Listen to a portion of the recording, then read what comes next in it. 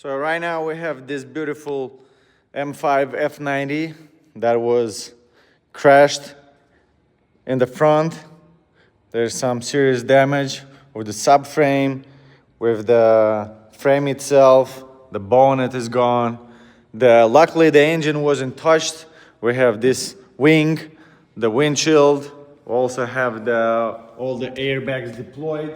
So right now I was thinking maybe to put an offer to my friend, because this is my friend's car, and I'm thinking to put an offer on it, and maybe not maybe, but definitely if I get it, I will reveal it on my YouTube channel. So I'm really interested to see if you guys would be watching it, you know, not to spend a lot of money, because it's gonna cost me a lot of money, and I'm surely don't have those money to spend right now. So yeah, if you guys would support me rebuilding this F90 on my YouTube channel, let me know in the comments. I'll greatly appreciate you, because it's a beautiful car and I would lovely work on it to get it back on the road, because it's a beautiful spec. First edition M5, white interior, but